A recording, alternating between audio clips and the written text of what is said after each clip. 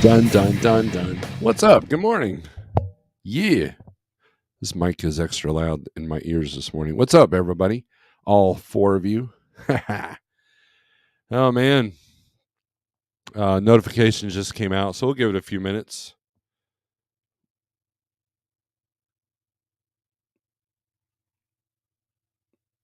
It's been, yeah, I didn't go live yesterday. I mean, I had a lot of people compliment me on Wednesday's show, so I appreciate that. We had a good discussion. And I have a couple of plans with the other channel today or tomorrow, so that should be good. What's up? So,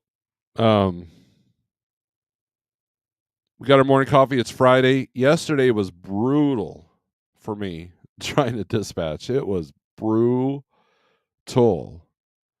And here's my analogy. Let's get rid of this thing here. Here's my analogy. You know those claw machines that have the stuffed animals? Now, my dad, back in the day, he was a master at those. He had about I don't know, 5 trash bag full of those animals when they finally gave them away. So my dad would collect these things. Hold on.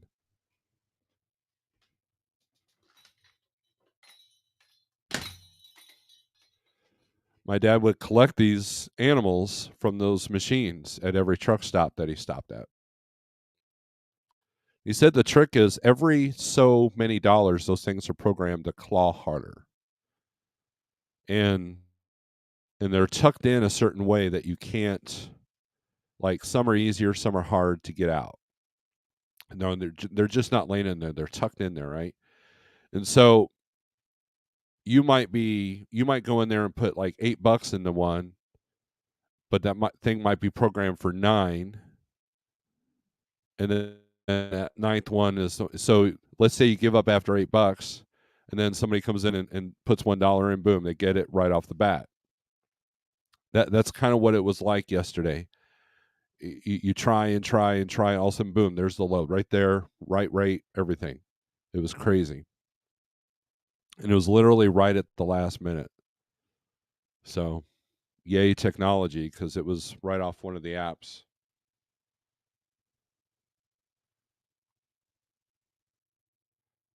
And so, and it goes from I need something specific to that pays okay or pays well to now I'm just looking for anything.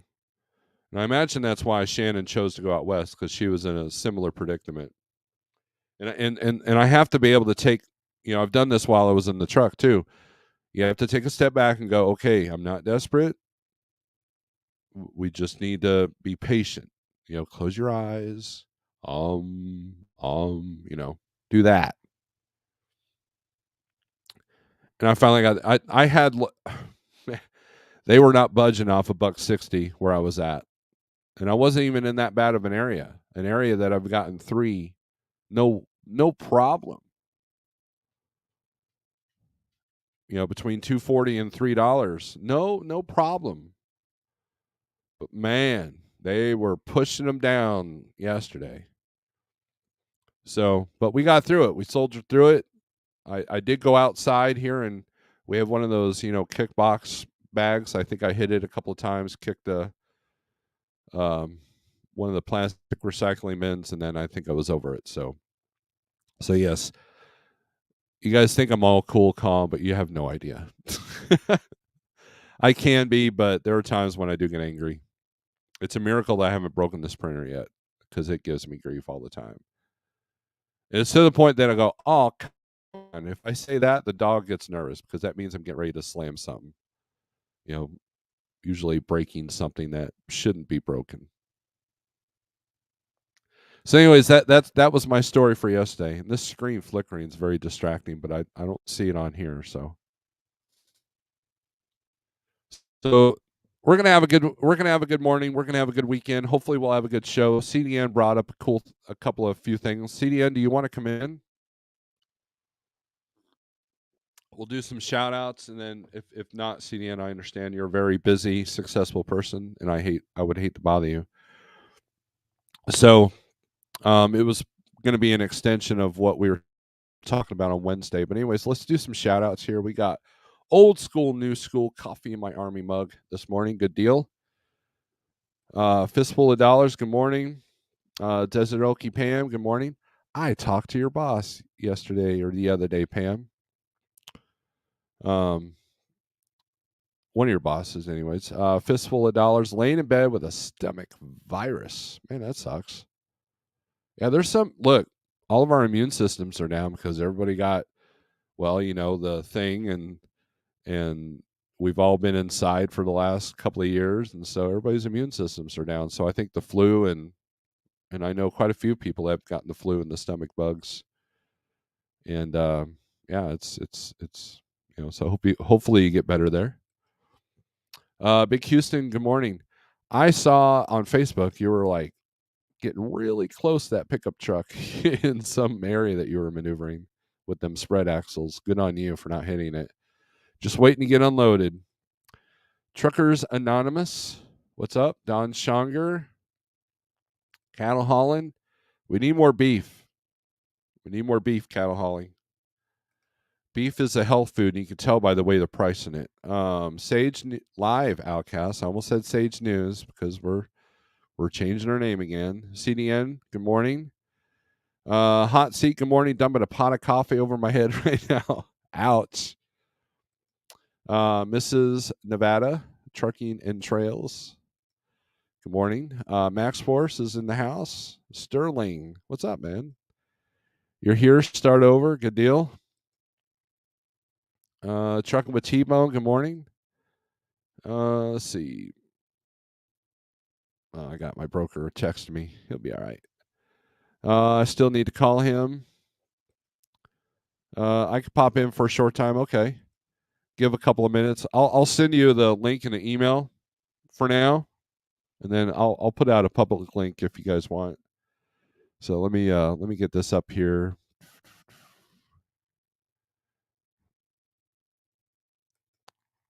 CDN has been a great mentor.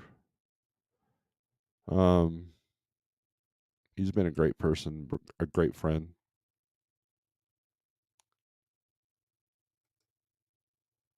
Looks like we got some instructions. All right. Wrong email. I've got like 83,198 email accounts. All right. I mean, I have like 5 that are on tabs. I mean, at all times. There's one that I use for just YouTube. And then there's one that I use for just dispatching like trucking. And then there's one that I use for myself to store all the stuff for rig runners. Let's see. Oh yeah, let's hit reply. It's going to be in that fuel surcharge. I'm going to reply in there, the link there. Mr. CDN, copy, paste. All right. Wheel burner, good morning. Metalhead, yes, I got my motivational metal. Motivated by Metal t-shirt from Motivational Metal podcast. Jaywalk, good morning. Sterling, I saw the biggest shooting star last night. Someone check on Boise Hideout. Oh, wow.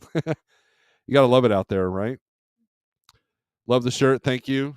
Yeah, CJ, the metal motivator, man, he's got some, he's, man, that dude's awesome. He's 56 years old, does the keto thing, and I bought 3 of his shirts. I bought this one, the one with his logo, and then some F Sugar shirt that I wear on occasion that says #keto diet. He's the person that I needed in my life 30 years ago. And I think that's one of the depressing things about my life is that there's so many things I've learned in the last 5 years about myself that I wish I would have known 30 years. I'm sure we all say that, but I don't know, I think my life would be drastically different, I think, at this point. Not that I don't like my life. I love my life. I've got an awesome wife, awesome kids. I've got a roof over my head. I've got a paid off truck outside. I've got, for now, a successful business, knock on wood. Um, but there's definitely some lessons I had to learn the hard way because I was an ass. So, anyways, check out CJ Metal Motivator. He's like a preacher, but he uses metal, and not a preacher, but he's a motivational coach for the most part. So I don't haul cattle anymore. Switched over to a dedicated retail account, better money and less miles. Cattle hauling name is just my channel at this point. Okay, well, we still need some beef. I just can't get it from you now.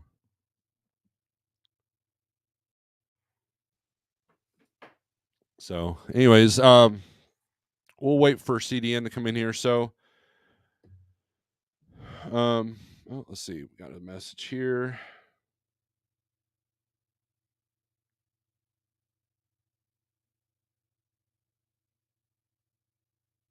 Oh, okay. The guy that did my logo, he's like, "Hey, nobody needs anything today." So everybody's hurting. Red Lady and I are working into keto, but after New Year's, I'm no sugar, no grains. Well, after the New Year, I mean, I can understand not wanting to deal with the holidays. I mean, but hey, any step's a good step, right? So, but yeah, the holidays are definitely more challenging because we're going to do a health kick for you for a second, and I'm guilty of this myself. There's a few things I need to adjust, but when you truly give up something, whether it be sugar, Facebook, TikTok, chew, smoking, you know, hookers and blow, I mean, whatever you want to give up, it can be a challenge. You don't realize just how much that stuff has got a grasp on you when you go without it. Like, I'll go on these 30-day fasts from Facebook, and you're like, holy hell, why do I keep picking up my phone? What's programmed me to keep picking up that phone?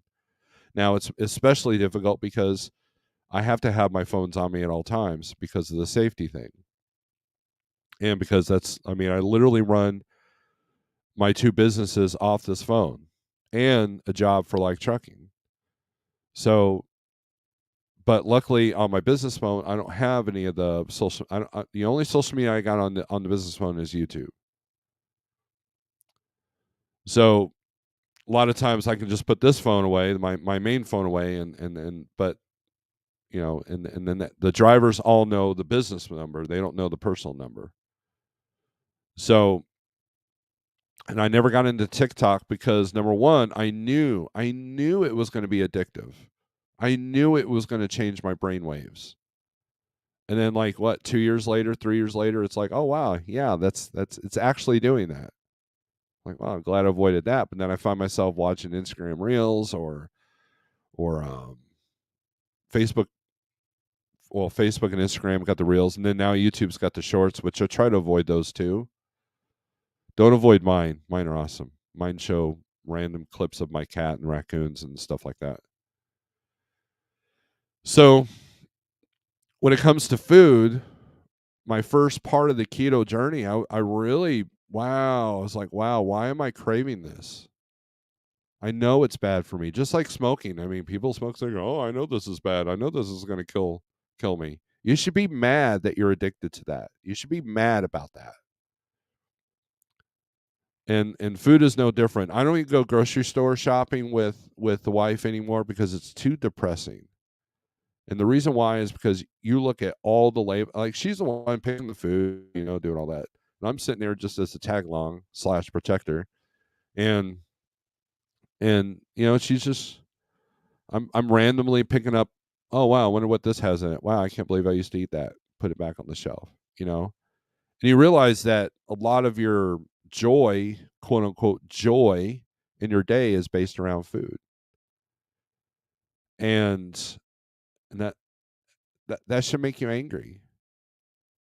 And when your counter's full of all these medications, and you realize just how much the pharmaceutical companies have got a hold on you, I'm going to go more into that on the other channel, because there's a few things that I don't want to say on this channel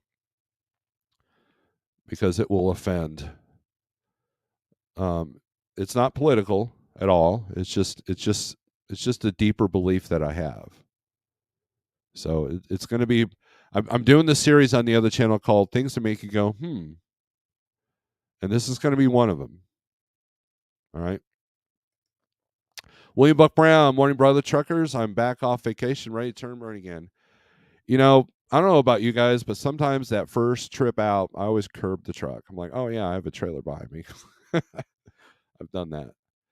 I do well with deadline and schedule. There you go. Whatever floats your boat. Yes, I do have Facebook withdrawal 2 weeks. Yeah, and it's going to take about a month to get over that. The one that you sent me, the fuel surcharge email, I literally just replied to it. The one that has your full name, the logistics at Gmail, that one. Let me get rid of this here, just in case. Sterling, do you find similarities between the new low boards and social media, kind of like eBay browsing? Like, I'm not sure what you mean, like constantly looking at them, or just things that are trying to pop out. I so they adjusted my DAT subscription, and now I get the 15-day average. Ooh. And I noticed that a lot of brokers were offering loads above the 15-day, and I'm like, interesting, because in the last 2 weeks rates have really crashed. So you have to wonder if that was planned by DAT to kind of like coincide with some rate manipulation. So, Mr. CDN, how are you this morning? Good morning. How's it going, Steve? And chat?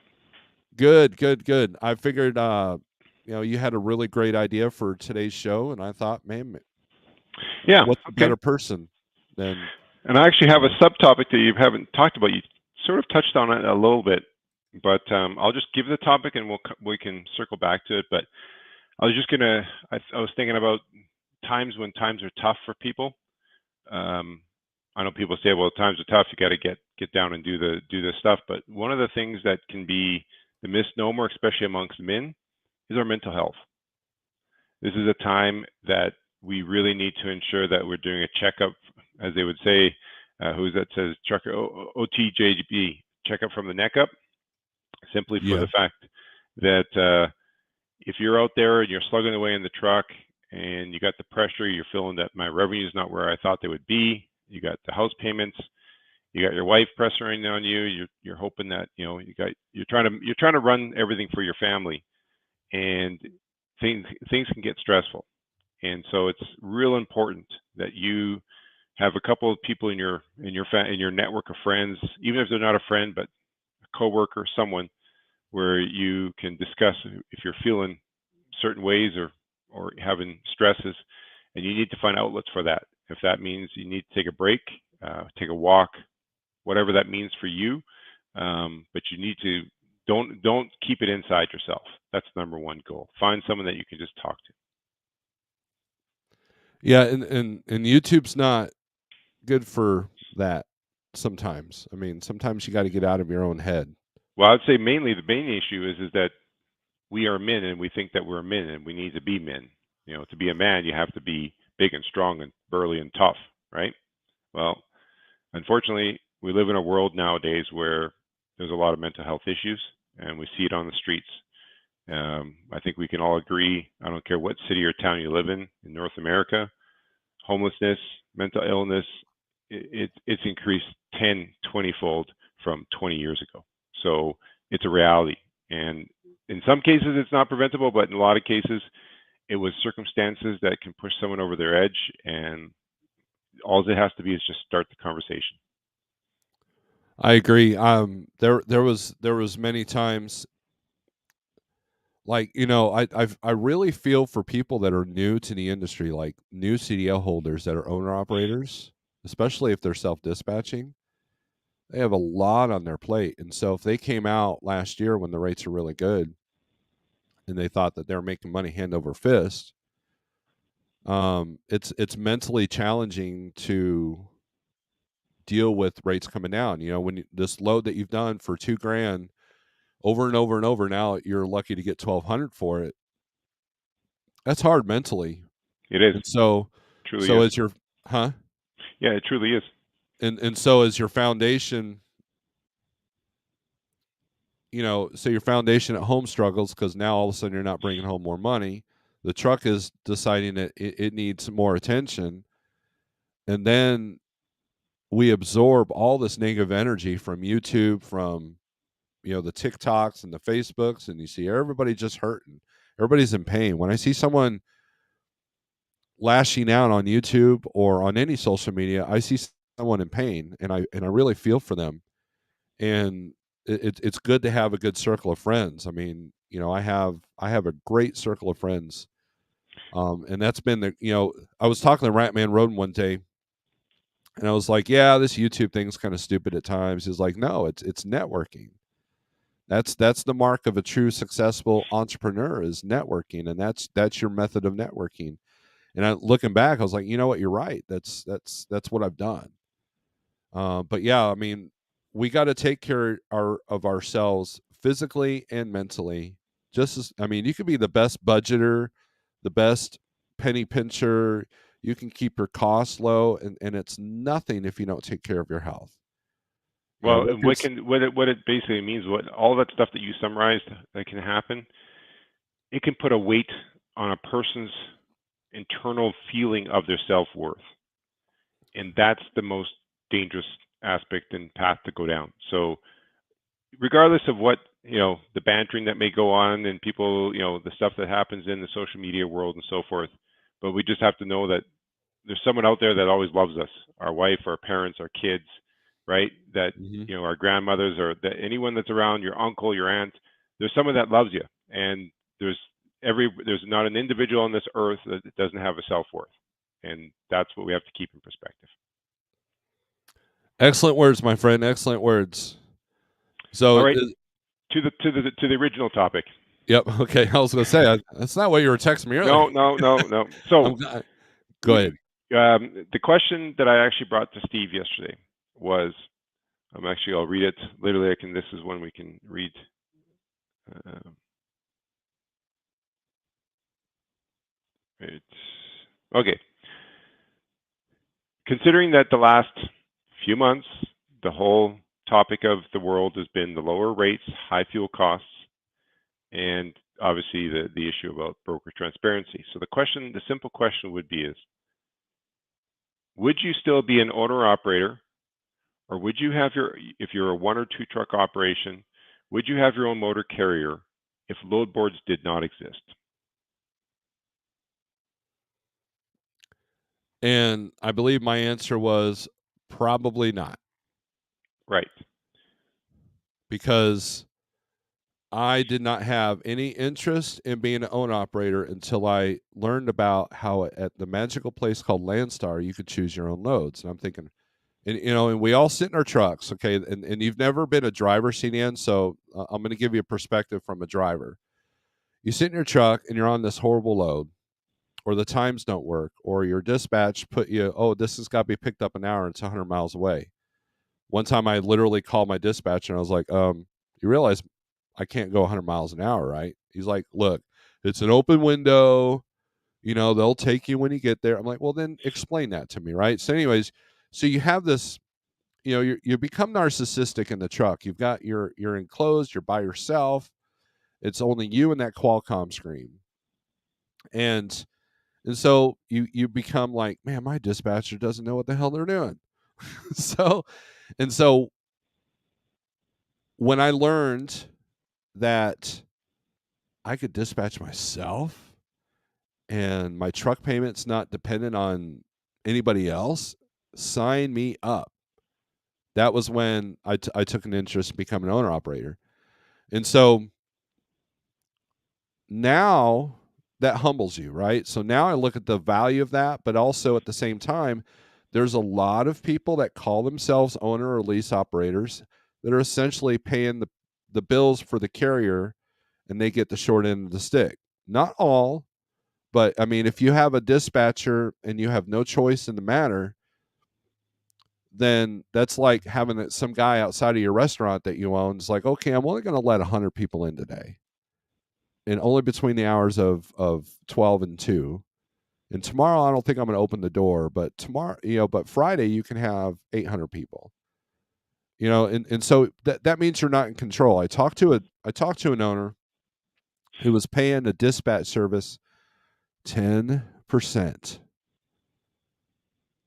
And he was doing that because the dispatcher was the guy that owned the trailer. And so this guy literally had no control of his business. I said, dude, what are you doing here? Because he had no control over his business. So no, if I don't, and look, I understand that debt is what, and expense is what drives. If you have $1,000 a week truck note, you can't take time off, or you have to be very selective. And so I made sure that my expenses didn't get like that. And but I like having that control. For me, it wasn't about money, it was about control. It was about doing what I wanted to do. And sometimes the truck will ask for money and you got to work extra hard, but then other times if my family needs me, I need to have everything set so if I have to park the truck, I can. So as far as being dispatched and never working to where I can choose what I want to do, I wouldn't be an owner operator. It's interesting that at the beginning when you made the comment that being in a truck by yourself, all you see is the Qualcomm, and you have this load. And it's amazing because you could be working for a mega company and they've assigned you this load. And again, you're in this truck, whether you're just a lease operator for them, you sign up to their lease and they're assigning you loads. It's amazing you got this company with 400 trucks, but you could feel very alone in that company at that moment in time. Absolutely. So where I'm going with this, the whole purpose of that topic is we've obviously had the cycle for the last few months. Those that are the haters on the brokers, they want broker transparency. Obviously, people are not happy with the way that the market has changed to bring the rates down. Meanwhile, fuel prices remained high, and so it's been a strain on a lot of owner operators businesses, even if they're still getting a reasonable rate compared to if they talk to their friends saying, hey, yeah, I'm only getting $1.60, and they're still getting 210 or 215 a mile, and they're like, okay, well, at least I'm getting a little bit better than some of the averages, but it's not where I was hoping to be at this time in my career. And so my question that what spawned this is to think about, well, what's the alternatives? Because it still is, when you think about it, truly, truly amazing. Even in 2022, some company driver could literally go to a Ritchie Brothers auction, if he has a little bit of credit, buy a used truck at Ritchie Brothers in a trailer, get his authority by himself. Yeah, it'll take a month or two, but he could go through that process. And the day his authority is active, turn on some load boards, turn on some click and goes. Yeah, we realize that some of the brokers would want to wait the 90 days, but the fact of the matter that you can buy some equipment without even having any loads, you don't have a single customer, you're still able to come on and get a load. Now, the rate is a separate topic, but just the concept of how we go to business in 2022 in the last 10 years, with you literally as a driver have that ability to just wake up, turn on some load board on your phone, on your computer, hunt for a while, and find a load. And the other benefit that you have, which is what Steve has brought and many of you brought, the reason that you became an owner operator, because I like to distinguish, because if you're a one truck person and you have your own authority, you're a carrier, right? You're the carrier because you have one truck, it's your own authority. Owner operator, you're still operating under someone else's authority. Sure, you might be self-dispatched. And remember, in Canada, there is no self-dispatching. And also remember that even though this network of people in YouTube, a lot of you are self-dispatched, there's still thousands upon thousands of owner-operators that are not self-dispatched. Their dispatchers call them, offer them a rate. They have the right to refuse, but they don't have access to the load boards. They sit in their truck waiting for the dispatchers to offer them loads. So just keep that in mind. And so the question I had was around this whole thing is that when you just take a step back and think about it, what other industries, Steve, I'll bring up welding because I know you were a welder. Mhm. Imagine if you were welding for a company and you decided with your wife's, support, after a while you said, you know what, I'm really tired of just being in the shop. I got buddies that are working in the field doing jobs, whether it's in the oil field or other at job sites, when they're building a building and you need to weld the pipe together, so you go out there and you get your own little business name and you get a van and you get your welding equipment on the back of a flatbed truck and you got all your tools. I almost What did that. Right. Keep So, but the going. question would be is, how easy is it as a welder? Can you just, if you have a truck, you've been welding for 5-10 years, so you got some decent experience. But if you got your own business, how easy is it just to wake up in the morning and say, okay, I'm ready to work. Who's got a job for me? Yeah, I mean, if it's kind of like buying all the lawn mowing equipment without any customers. I think that's where you're going with this. Well, because like even if you have if you're a 15-year-old kid and you take your dad's lawnmower and you just start walking the street, you still have to approach every single house. Hi, ma'am. Would you like your lawn cut today? Right, yeah. And so the point is, there's not like, and it's no different than we talk about our margins and our profits. Well, do you think retailers have it any easier? If you created some kind of building material that we use, and let's take an example of a whirlybird that goes on our roof, some company that produces those. Well, how easy is it to get into Lowe's, into Harbor Freight, to the different hardware stores to sell, and different building supply companies to be able to sell this?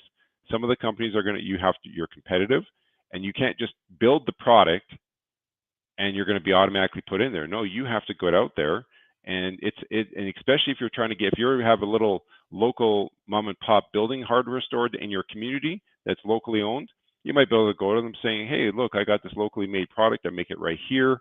What do you think? Oh, this is really nice. Okay, great. So you work with them, but you want to get into Lowe's? It's not as simple as just going to the Lowe's in the corner down your street. You got to find the head office. You got to find the buyers. You got to get approved. You got to pay to get on the shelf. You got to get a SKU listing. Without a SKU listing, yeah, they can say, okay, you're now a vendor. Okay, so you try to sell your products. Oh, well, the SKU, you go to the local store to check that my product's being distributed. There's no SKU.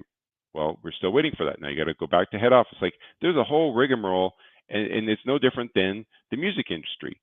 Yeah, you can be various style of music, and all your friends might say you're fantastic. You should be doing this and sharing your talent to the public. It doesn't matter what genre of music you are.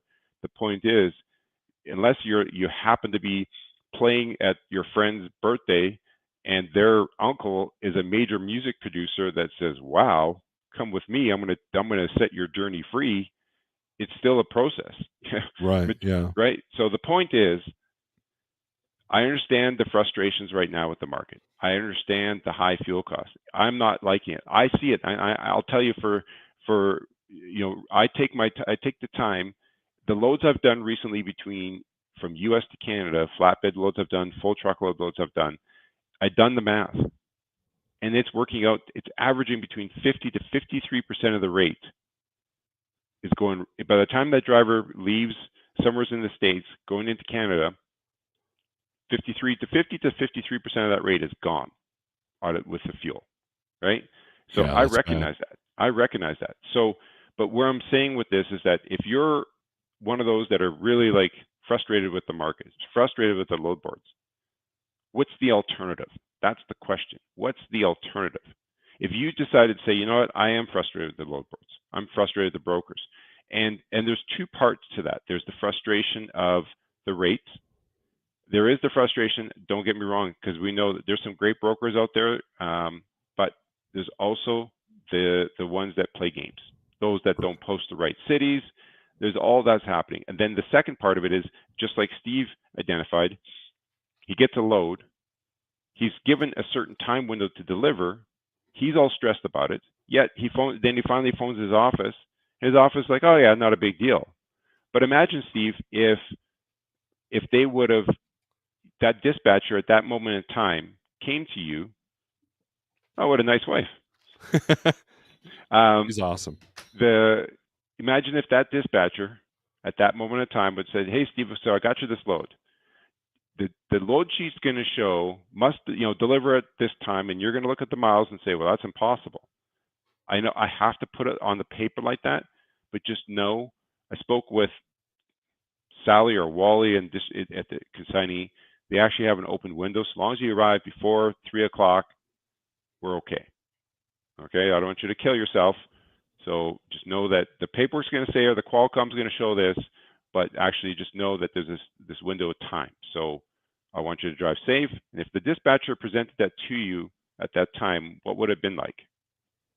Yeah, I mean, that's one of the things that I turned around and I had really great relationships with my dispatchers because I turned around and said, "Look, you got to communicate." I mean, like for example, there was one time, when my kids were little, it was the first part of my career. I needed to be home for my kid's birthday, and they were having trouble dealing with me being on the road, so it was important. So I was delivering at a place in Jefferson City, and there's really nowhere to park there. So I was parked on a ramp after I was empty, and they're like, "Yeah, just hang out there. We'll get you to the yard today, but just chill out there." So I sat on the ramp, and I'm on the shoulder. I'm parked, and I'm just like, and back then he didn't have the time wasters like Facebook and all that. And all I did was sit there and dwell and dwell and dwell and dwell. Why aren't they getting me home? Why aren't they getting me home? And then when I had just about 3 hours left of my 14, they said, "All right, bring it into the yard." I'm like, "Why couldn't we do that like 6 hours ago?" Like, well, we had to make sure that that we didn't have any freight in the area before we, took the hit home. I'm like, then why didn't you just tell me that? Yeah. If you would have said, "Hey, just chill out there. If we don't have anything for you, we're going to look. If we don't have anything for you, the last 3 hours will give you enough time to go from Jeff City to Springfield." I'm like, sweet.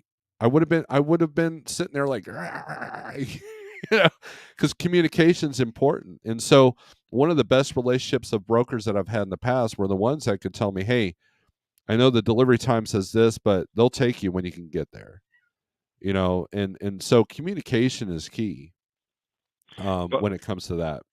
well, it is, and that's no different than the issues that we brought. I think the other on Wednesday's live addressed beyond the broker issues, the detention at the shippers taking forever, and I think even Jeff brought it up on his live that it's really frustrating that a shipper or receiver who has a truck arranged, whether it's a facility that's just a mom and pop place, or it's a warehouse where there's 50 docks, and especially the bigger warehouses is where it gets really frustrating because they have all these docks, they have all these pickup numbers and delivery numbers. The driver checks in, and all of a sudden they're like, "Yeah, it's going to be a while." Why?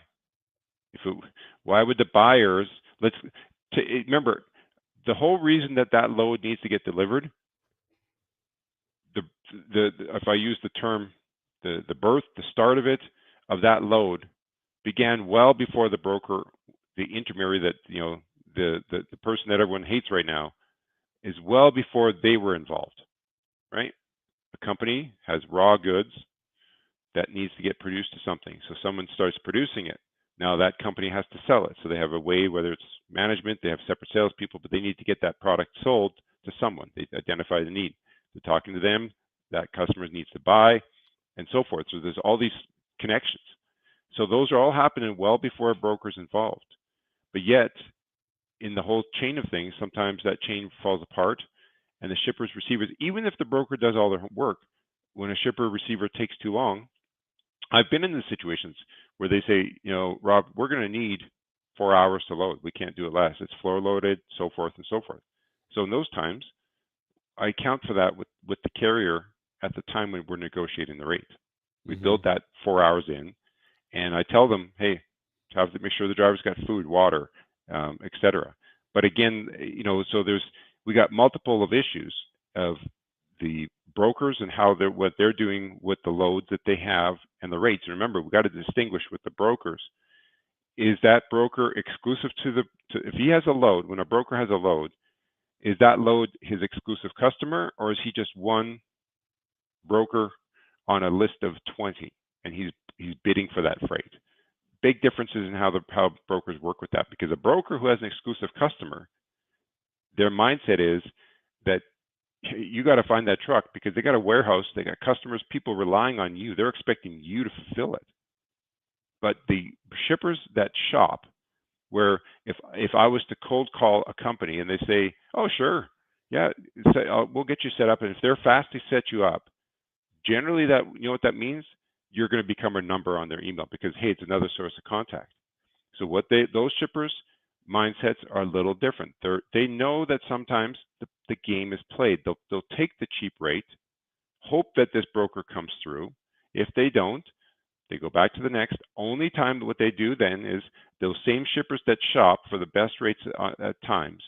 Also, if a situation comes up where, let's say, they sent a load out the week before, the product was received, or the day before, and the customer says, "Hey, you loaded the wrong products, the wrong SKUs, the wrong whatever it is. It's a similar product, but maybe it was the wrong color or whatever, but it was the wrong order." Now that customer needed it for their order or for their production. So now it becomes a panic. The shipper who normally shops will go with someone that they can trust, that they've worked with several loads before, has good communication, and might be willing to pay a bit more than they normally do to accommodate that load, right? So there's no one quick answer to anything in logistics. Keep that in mind. And understand that, and I've talked about it before, that whole process. Taking a second to look back, if you've been an owner operator or you've been your own motor carrier for more than a year, because 6 months is a pretty short time span, but I'll give 1 year of pull-in loads, whether van, flat, reefer, doesn't matter. You have some loads under your belt. Take a minute. If you have to, pull out those load confirmations, put them on your dining room table. Really just take a step back and look at the commodities you're hauling and figure out, where does each of those commodities fit in this whole big world of logistics?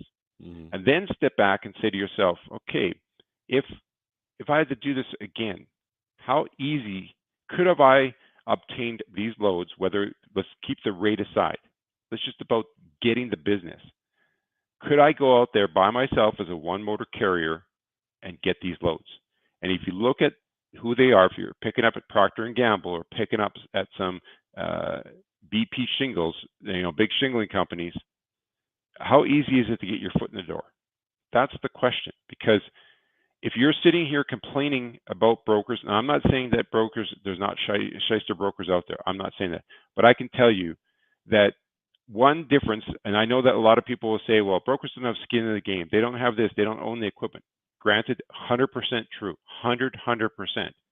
But one of the main benefits that you have as an owner operator or a small carrier, if you're running from the load boards, is that you can at any given time turn off your truck, put an out of office notice saying, today is November the 4th. I'm going to take off and I'm going to be off till November the 14th. Take 10 days off right now. Just put an out of office so that if a broker emails you, you just have to say, I'm temporarily away from the office till resuming loads on the 14th, whatever. You can put a voicemail if you wanted to. You can literally shut your world off, unpost any trucks you had posted, and you're off because you didn't have a commitment, right? Unless you have an agreement with a broker where you've built up such a relationship that they expect you to pick up a load every Thursday. I had a deal like that with a carrier. He would deliver into Edmonton. I had a load coming out of near Edmonton. He lived in Calgary, but he would spend the night if I had a load any Friday that he had a load that was going to Seattle, because I had this regular run, and it was about every second week I had it.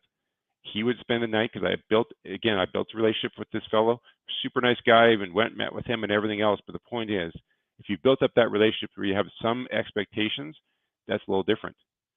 As soon as you get to the point where either you have, like someone like Jeff cannot turn off his phone, because even if one of his contractors decides to say, Jeff, I'm just taking 3 days off. My wife called. We got some stuff I got to deal with.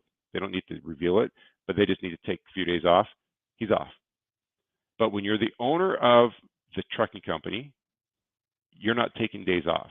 Sure, you might say if you're a person that where you have 3 trucks, like when Jeff started, he was driving plus he was managing the company. He might say, you know what, I got personal stuff going on. I'm not going to take a load for myself. I'm going to manage the drivers, but I'm also going to be dealing with my stuff at home. But as a broker, rarely is a broker just saying, I don't feel like working today. I'm just going to put my out of office notice and I'm off. Because you know why? If you have any direct customers and they call or email you about a load that needs to be picked up today, Monday morning, 8 a.m., and you didn't give them notice, time to react, especially if you're exclusive to them, some small company, you've built this relationship and trust, you're not taking time off. It's not as easy as one would think. So that's where the skin in the game comes in, is the fact that brokers are, when you have to make yourself the decision. When you work the load boards, you can be revenue driven. When you're dealing with direct customers, you're customer driven. There's a big, big difference. And so the question comes back to, now I'll let you interject, is the alternative. If you're really mad about what's happening in the marketplace, you're frustrated with load boards, frustrated with the brokers, what if you cancel your load boards for Monday? How long will it take you to earn revenue to match what you were doing even in a down market? Right? If Monday morning you didn't have a load board, how would you get loads?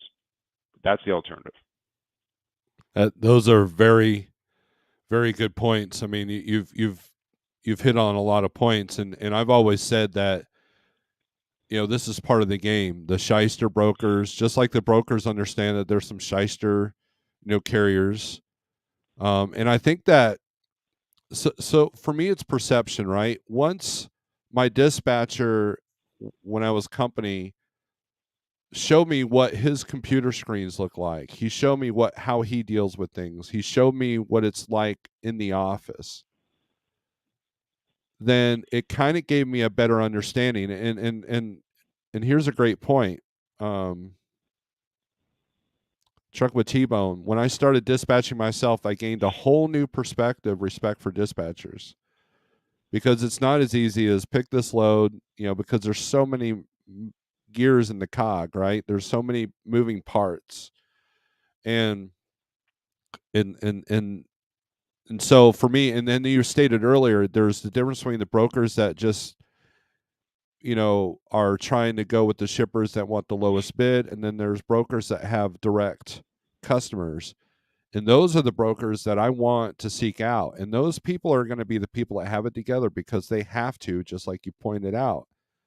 Whereas anybody that's just got the phone and the computer and going the 3PL for the PNG loads that just want the cheapest number, those are the ones that tend to get, they have more reports of the tricks of the trade of trying to get trucks and the miscommunication. I literally, and here's a perfect example.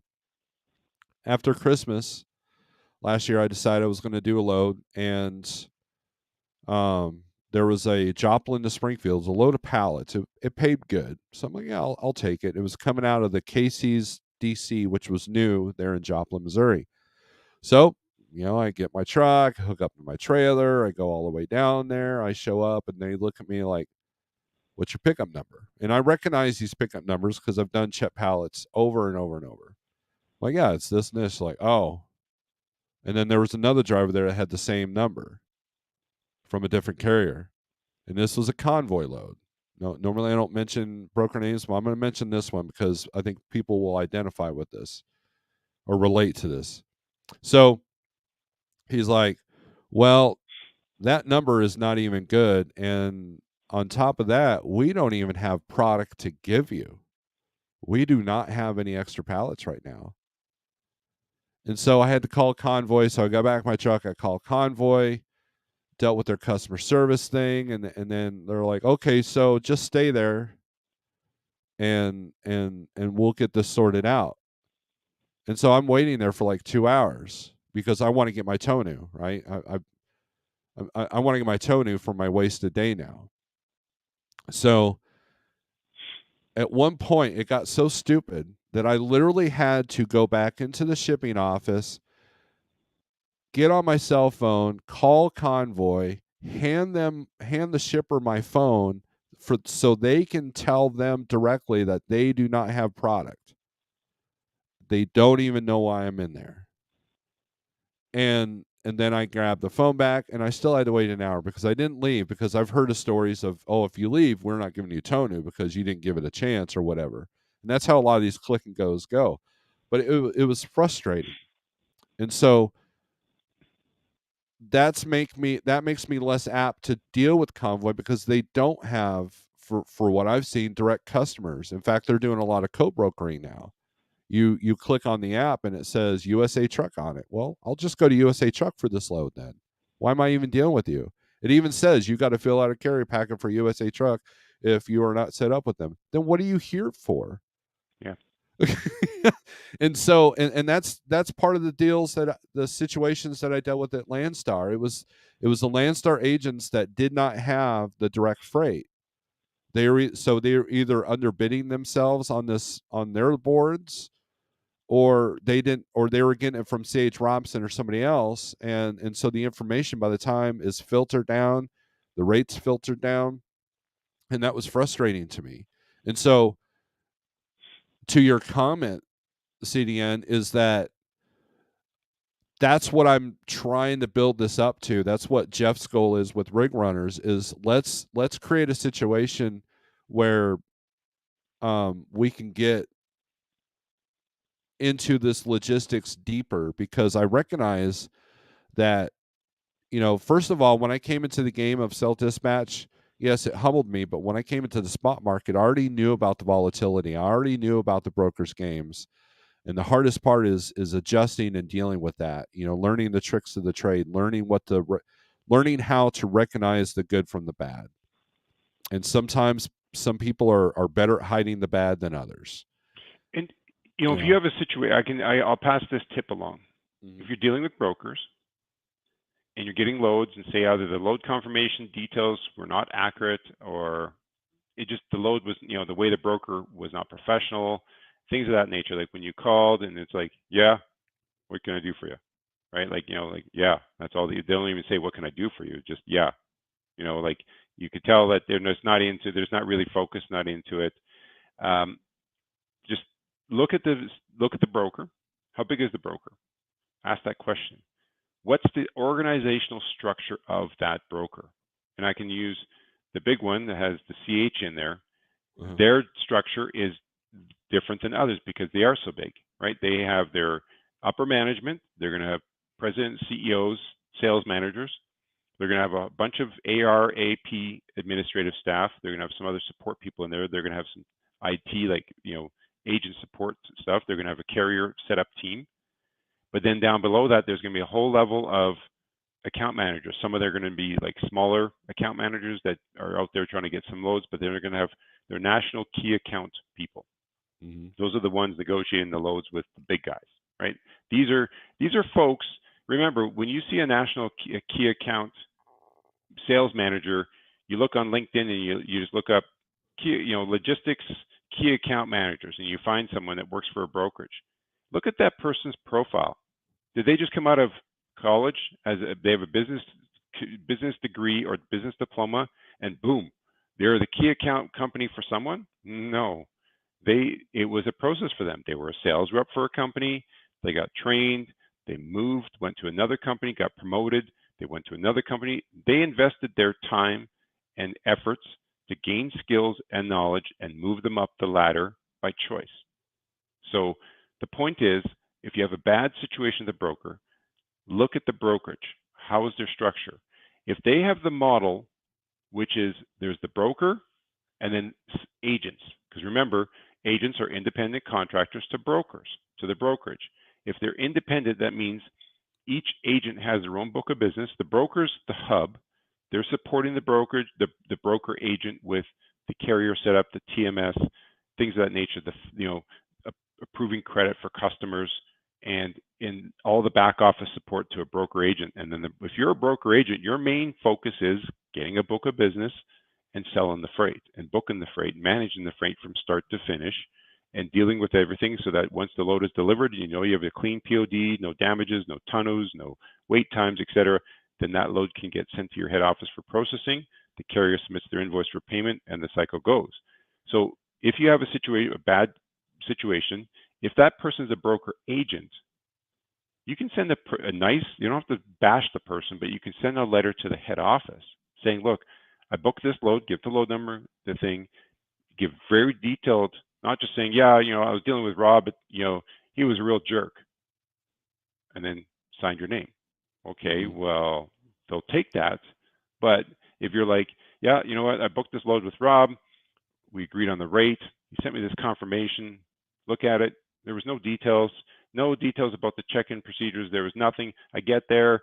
I spent half an hour figuring out how to get checked in, and they didn't know. They gave me the wrong load number. I tried to phone the guy, and then when he finally picks up his phone, he was not professional. It was just on and on. But the idea is you don't have to make a book, a full novel, but you need to provide some context that led you to write this email.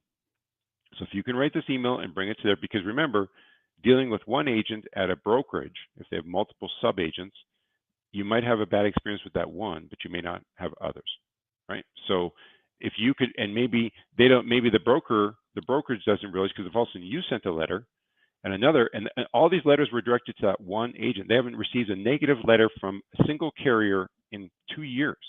All of a sudden they got 3 from one broker agent. Well, they're on that broker agent's on the contract, so they're going to review the contract and then review it to the agent, the complaints that have come forth, and they may give them a notice because they have the right based on the complaints and what they were, then they can make that right to either cancel the contract with that agent. Because if you look out there, there's a few load boards out there that have classifieds, and often there's a section for broker agents. And if you phoned a few of those brokerages that are advertising, they're generally smaller brokerages, and I'll tell you because I can say firsthand with experience, because when I was looking to hire a potential sub-agent for myself, I now actually have a freight auditor is what I hired. But I was at the point where I was thinking about, well, do I hire someone like an auditor where they're not going to help me with loads? They do my checking of loads and rates and so forth. I have them doing some back office stuff for me, even though I have a back office at my company. But because I do fair bedded loads, I have a person I pay 20 hours a week to help me out. But prior to this, I was evaluating because I've talked to some other sub agents in my company, and I also was reaching out to different people. So I phoned somebody. I literally cold called and went to this load board where they're advertising for broker agents, and I phoned a few of them, and they were like smaller, like it'd be like calling someone equivalent to like a Jeff, where you say you got 4 or 5 agents, and I phone them up and say, what's it been like for you with the whole hiring process? And they said to me, and what they said to me was very interesting. They said, you got to be careful. There are people out here that are like shysters, and they bounce from brokerage to brokerage.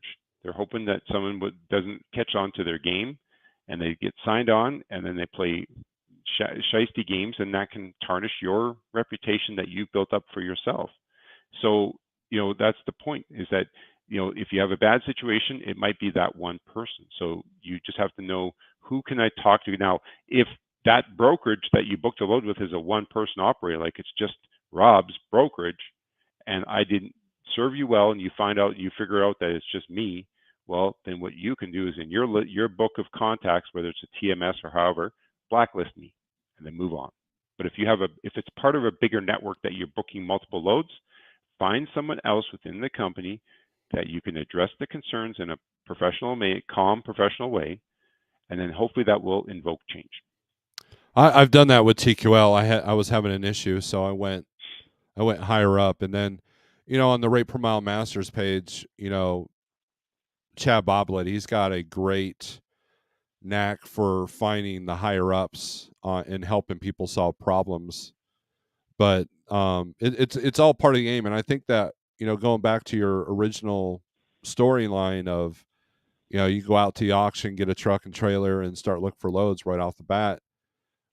There's, I don't think, I know that I didn't realize, even 6 years ago when I started doing the spot market, even I didn't realize the depth of the level of logistics that's involved, and the different levels.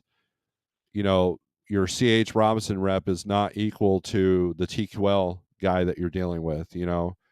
Um, and it can become frustrating. And what I'm seeing here, trend wise, what I'm seeing right now, I'm seeing a lot of broker names that I've never seen before. You know, a lot of small brokerages, and I'm looking at their credit rating, and they're horrible. In fact, some are so new that they don't even have a credit rating. You know, and then you're seeing a lot more Gmail accounts, you know, brokerages, and like I'm seeing a lot of, like, I'll type it into our factoring company's website to check credit, and the MC number doesn't even show up. And so I find myself looking at a load radius of 150 miles and seeing 300 loads, but I might recognize like maybe 4 or 5 of the brokers, and 3 of those I won't call simply because of the lack of professionalism I've dealt with in the past. And you know, I remember I was talking to Eric one day about, there are brokers that literally answer the phone. Yeah, yeah, is this so and so brokerage? Yeah. Um, okay. Well, I was looking at this load, like, yeah, it's picks up in Indy and goes to St. Louis. It's 1,500. All right. Thanks. Have a nice day. Because I won't even deal with that. There are But some load boards that actually have features that would allow you to block certain, like, for example, there's one load board I use that I could pin a carrier. So, like, if you posted your truck, hmm. it would show at the top right away, Oh and I wow. can, and then I can hide. It's the one that you guys don't talk a lot about, but then you can actually. I have another load board that my main load board in Canada, you can actually hide certain people. You can make them, you can hide them, so to speak. Right. And also, the load board in Canada, that it has a feature which I don't use a lot, but you can, if you had a certain network, you can kind of make it to a private posting so that only those that you've selected as preferred carriers would see it, so to speak. So, but yeah, like, it's funny when you say about the load boards. Back when I first started, and I actually, down the street from me is a truck stop, and I would go there because they had still at that time one of the old DAT boards that showed up on the screen inside the driver's lounge. Uh So I'd huh. literally go there after posting my loads to see, is my load on there. Sometimes if I don't get a call, I'm like, why aren't they calling me? I'd go there and scroll through looking for my load, and sometimes it wasn't. Literally, one time I wasn't. It was sometimes I found inconsistencies, and I brought that up to the load board company, and they realized that there was some technical glitches. And see, the other thing to understand, and we've talked about this before, but as a reminder, when you're looking at loads posted, remember that some brokers are manually posting. They're going to that load board, clicking post, putting all the details, and then adding a new load, and they're putting all the specific. There might be detailed notes about it, the load. But if you see a load where there's like no details, just has like the city, to and from, and the weight, and that's it. Well, you know what that broker's doing? He's creating the loads within their TMS. It's integrated in. They have an integration with the load boards, and he can create. If the customer says, "Okay, I got 10 loads this week," he can create these 10 loads, and then he can post those from there. And sometimes there's time delays. Sometimes some of the information that flows over doesn't always flow over well. So just know that that's where some of those issues. So again, ask some questions to the broker saying, "Hey, do you manually post your loads, or are you integrating with your TMS?" Just ask that simple question to gain a little nugget of information how that brokerage works. Well, let me add to that. So one of the first lessons that I learned in the spot market is I was looking for a load on a Saturday, not knowing that a lot of brokers are closed, and I saw that particular brokerage was just post, post, post, post. It was fresh, right? But I call and nobody ever answer the phone. And so that's when I learned that if you go at night, late at night, look at the low board and see what's being posted. Those are the automatic postings. And so yesterday I was calling on this load that would have worked for me because I needed something specific, you know, and I called and or emailed and they're like, yeah, that load's gone. I'm like, okay, I apologize. I was thinking that it was still there because there's 4 postings on the DAT there. So, kind of in a nice way, telling them that, you know what, maybe you ought to take these postings down so you don't waste my time, and you don't get these frustrating phone calls that obviously are annoying you, and sometimes maybe they don't have that control. So, but it at least gives them the alert that like whoever's in charge of this needs to take this crap down because the load's been covered. Well, and that's so the whole gist of this thing that brought up saying, you know, can you survive without a load board? And the answer might be for some of you, yes. I have. I may not. I still will use brokerage. I like there's a why am I losing my name? Your reefer guy. What's his name? Lost my name. Cash is King? Not Cash is King. Um, DIY. no, the other one that he's the one that he Oh, has the Big regular Rig CO. Big Rig Big Rig CO. CO. That's Yeah. what I'm thinking of. Sorry. Big Rig CO is a prime example. He has two trucks or whatever he has, and he rarely uses the load boards because why? He has regular brokers. Mm-hmm. So you could do that for yourself. You could test yourself, and you could say to yourself, you know what? I'm not going to turn on my load board for 1 week. Let's see if my network of brokers and how well I've networked has done for myself. Can I have to pick up the phone still or send an email, but can I reach out to my brokerages and book loads without seeing them on the load board? And I I, don't I've know. I've done that. Right. So, but can you do that? Is it sustainable and consistent? And Not yet. not yet, I'm right? trying. Yeah, exactly, exactly. And so the point is, you when you're a small carrier in the big pool of logistics, sometimes uh, like if you look at the people that are getting these loads that are working with the big companies, they have a history of skill sets.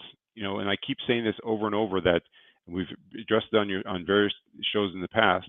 That where's your skill set at? If you've been a carrier for a long time and then you went out and got your own authority, got your own truck, great. So you got all that going on for you.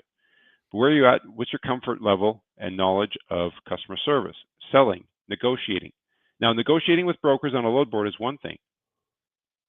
To negotiate with a shipper, totally different story.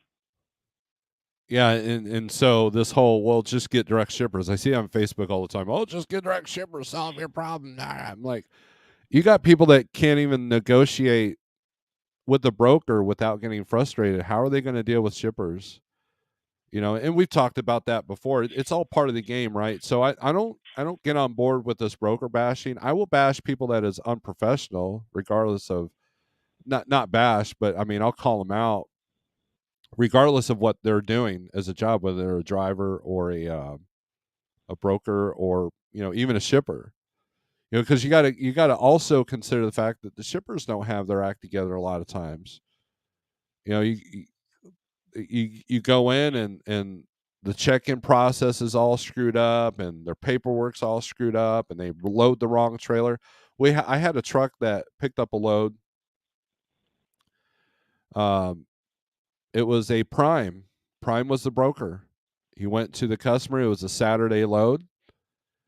So seems like more problems tend to happen on the weekends, which I don't like putting myself in that position. But this driver called me last minute. He goes, "Hey, my load got canceled. Look for something for me tomorrow." And I found something. My Prime guy, hit me up. Sorted it out. Right. So he gets to the shipper, and they're like, "Oh yeah, that's on a Prime trailer. We can't load that." And so he's like, "Well, unload it and put it on my trailer." Like, no, we can't do that.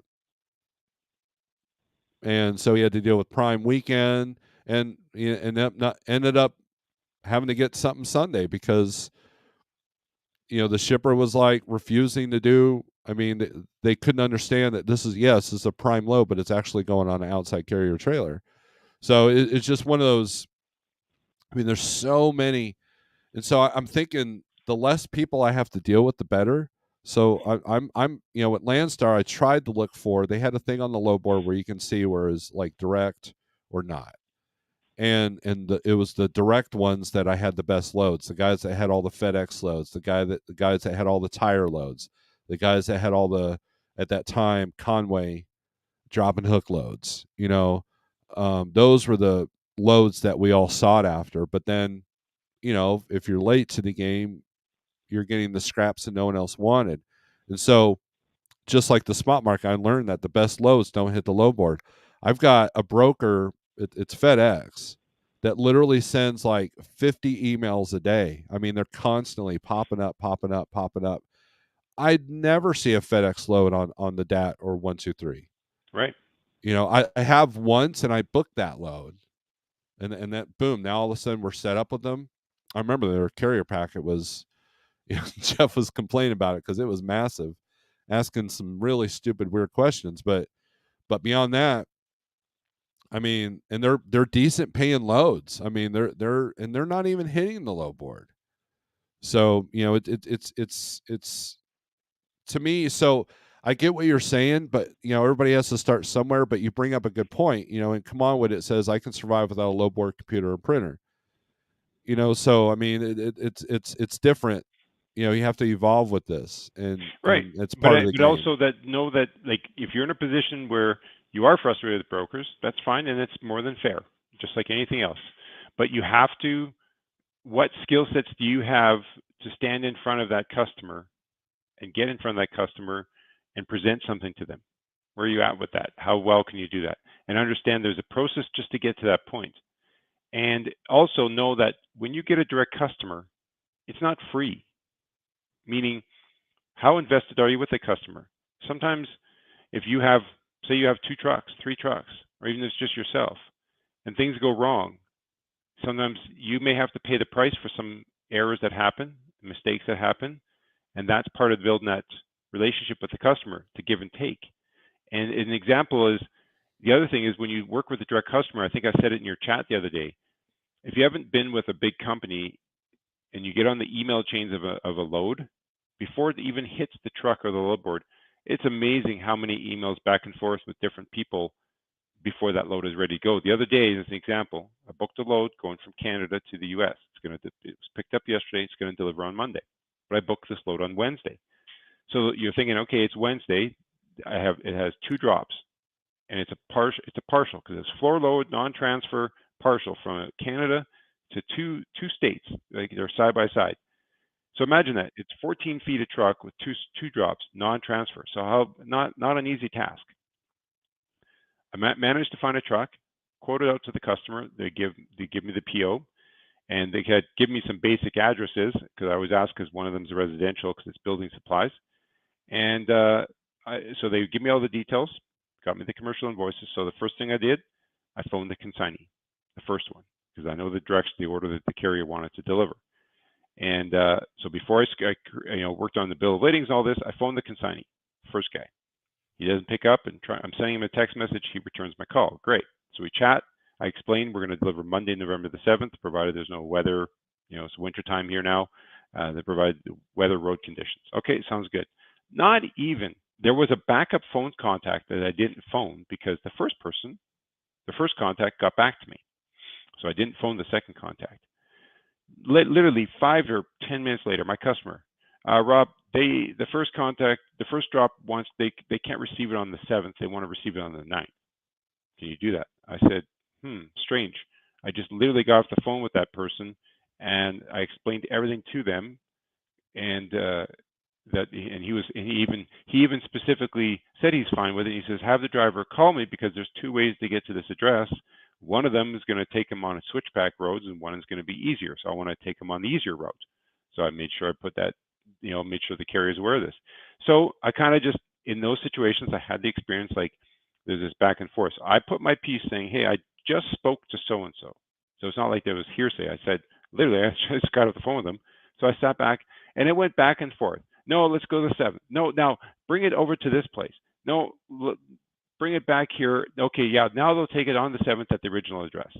So imagine, I would have had to change my confirmation 4 times. I just waited, not to interfere with the driver yet. I wanted to wait and see how this shakes out, and guess what? It all worked out in the end. Not always does that happen, but the point is, it's if you're working with a direct customer, those processes happen.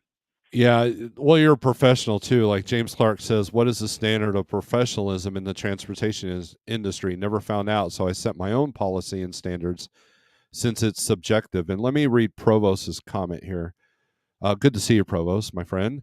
Problem is that after you build a relationship, 3 months later they move on and you start over. Steve and I have had some good ones over the years, and and so and that does happen. That's happened to me like 3 times with C.H. Robinson. Yep. And but here's the thing, though. Provost and I, and we've talked about this as well, we have the skill set to reestablish a professional partnership Like the ability to be able to do that in the first place is the most important thing, because and Provost, I don't know if you saw my live feed from Wednesday. It really touches on that. Is that, yes, these relationships are fleeting at times, but you have them while you have them, but the skill set to have them and keep them, if as long as you're doing that within your abilities, that's great. It's the people that refuse to do that because they think it's pointless. Those are the people that tend to get more frustrated when the market drops. And and now I've got tons of brokers emailing me, calling me. They don't want to post the stuff on the boards because they don't want to be yelled at by drivers. They don't want these drivers, you know, asking these crazy rates that they know their shipper won't let them pay. And so they're seeking these out, and I've noticed that. I've recognized that. And it's only through experience that you recognize that. But the ability to go out and seek those kind of brokers, the ability to, okay, like Big Rig CO, he's a perfect example. One of his brokers, he ended up losing that rep because they moved on, did something else, and so he had a new rep. And so he kind of had to train the new rep of reestablish, this is what I like, this is what I'm doing, this is what my goals are.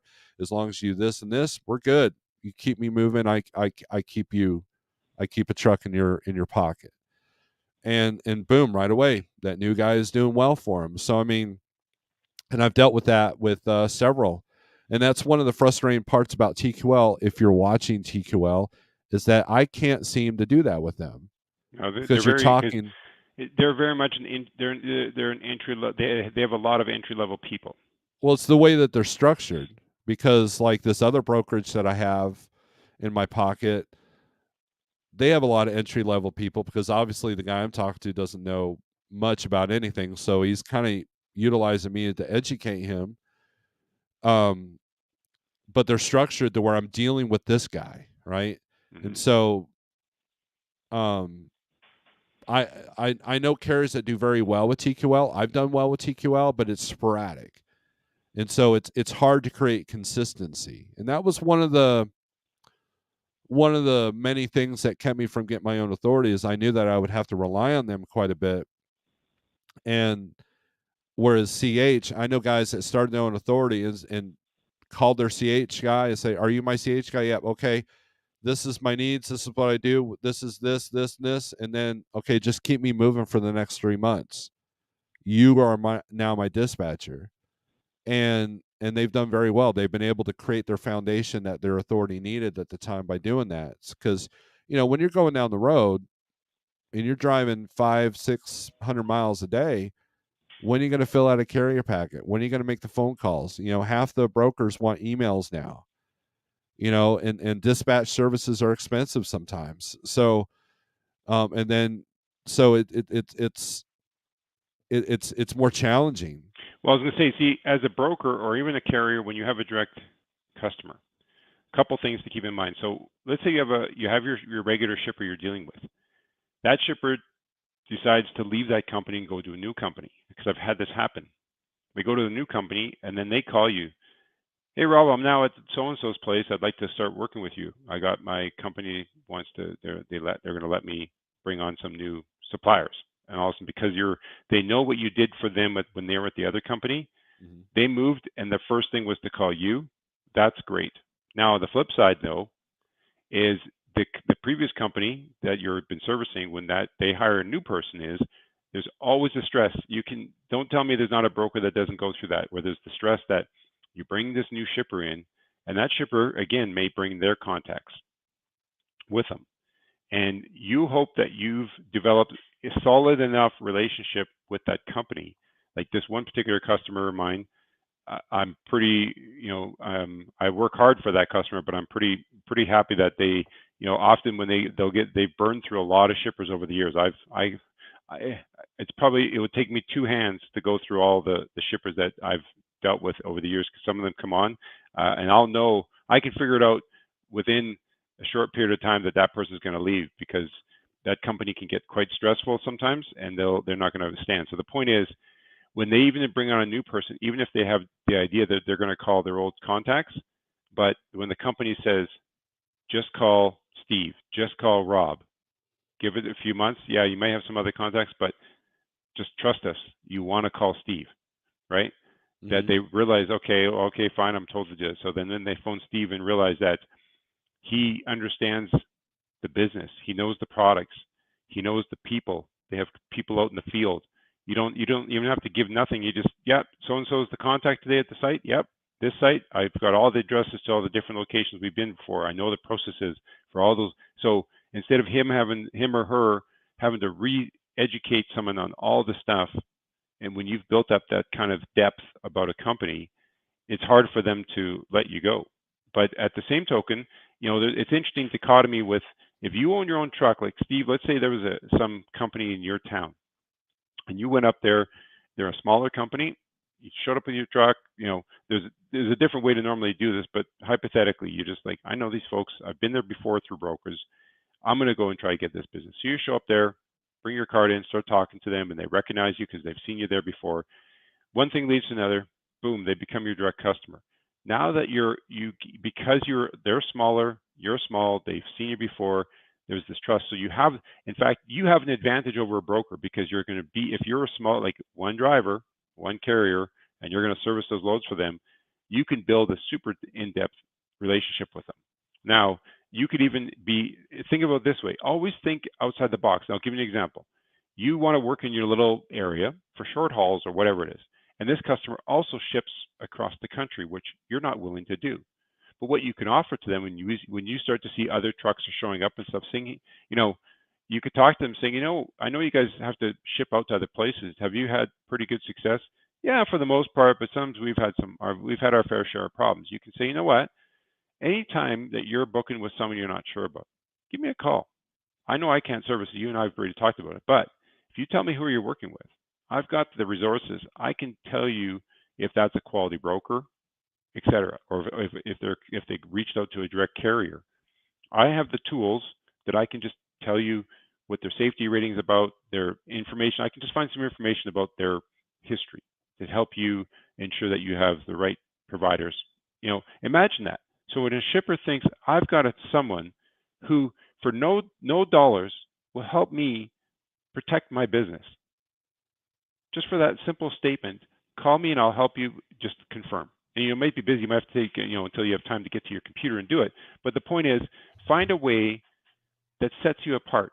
I know we always talk about that, but imagine now if you think that you're going to a Mega's warehouse and you know all the people that work in that local warehouse, and you have a great relationship with them. But understand that may seem like, oh yeah, I really know John. I know this person. I know that they really like me and all this because I've seen this path before. You might have that great relationship. It might help you with your loading times. Oh yeah, when Steve arrives, we'll get to him faster. And you bring him pizza and you bring him donuts, and they're all thankful. But how much influence does that team of people at that warehouse have with their head office and deciding the providers? Right? You're on a contract to ship. You're part of a thing where there's a contract. You're on a contract. Like say, I know that you guys have talked about this before with whether you're doing a Walmart or when Schneider had some different contracts. And you have this great relationship. Well, another provider carrier comes in there and underbids it, and they switch. Where's that relationship? Why didn't that? How did that relationship impact that decision? And unfortunately, it doesn't. So just know where you have to always take a step back and know the people you're talking to and that they're all nice. It's kind of like the example I'll give. Wires, I'll use, LTL companies, Old Dominion, YRC, Averitt, and all the LTL companies. And you go to a shipper that doesn't have a lot of knowledge, and they think, the driver was so nice, he even lowered it to the ground for me. Great, but do you understand that when you work with LTL, everything may seem nice, but nothing is free. Even if it Right. wasn't part of the quote, if a driver does something and steps more than 5 feet inside the building, what do they call that? Inside delivery. If he puts his tailgate down, it's a fee. So there's niceness only comes to certain degrees. Right. Yeah, and I think that narcissism kicks in. Like, I had a receiver that was like, "Hey, if you grab that extra pallet jack, you can help me unload this." And I'm like, "Nah, I can't do that. And looking back, I thought, looking back, you learn through your mistakes, right? I should have helped him. Like if that happened to me today, I would be like, yeah, I'll help you out. Where's your pallet jack at? Oh, here's my card, by the way. And I give him Rig Runner's card. And then also, this is a way to get a hold of me directly. So if you have to go through this broker, tell them, hey, see if this guy's available, because I'm the one standing out willing to help you with. And it was like light bulbs. It was super light. It wasn't massive work. The main reason why I didn't help this dude is because I had to look for a load. So, and I was in a place that trucks, it wasn't truck friendly. So I knew that once I was 20 minutes one way or 20 minutes the other way to get to even a spot where I can look. So, and I think it rubbed the dude wrong. And so, but you always look for opportunities. I'm seeing a lot of great comments here. Let me go back here. um Oh yeah, there was one actually. Who was it? Geez, T-Bone Trucker. He mentioned when I brought up the example of how hard other industries are, and he mentioned that he was in the music industry and how hard, the music industry was. yeah, Tebow wants to have a drum off with me, and I think he'll win. It was funny. Big Rig CO came by last night, because I was giving him some deer burger, and he was bringing me some hunting supplies, and he was like, "Oh, look at your drum set." So I started playing it, and he was holding his ears like, "Oh my gosh, that's loud." But uh, I was going to say one thing you guys don't deal with. That's why I'm going to have to get off pretty quick. Is last night I get the call, and I was on a 50-50 fence that this will happen. I thought I did all my checks and balances, but it happened. A load gets stuck at the border. oh no. Yeah, it's terrible, and and why? There's it's it takes a minute. There's a lot to learn about the border business, but there's times that if it was paperwork issues, that would have been solved, because this same customer have had this challenge before, and the last time it was a paperwork issue, I was able to manage it, myself. I figured out a way to. I looked at it and I was able to solve it and resend it and help the carrier, and I got it through. But this time around, when you call the customs broker and they say it's an admin hold, because I called, the carrier called me, and I called. This was like 9:30 last night, and I called the broker and to verify, is it a paperwork issue, or is it because I checked the paperwork, it was fine as far as I can tell, and but they said no, it's an admin hold. And when you hear customs broker say an admin hold, they're worse than the government, because the customs broker, if you owe them money, well, what do? They just hold your load at the border. Wow. I have another load that came inbound into Vancouver. It's been a week waiting for customs inspection. My customer's like, what's going on, Rob? How come we can't get this thing moved? We're waiting for CBSA, customs officer, to come and inspect this at a warehouse. So that's an element, again, in the world of logistics. I could spend hours, doing it. And so, to talk about, I'll give an example of getting outside your comfort level.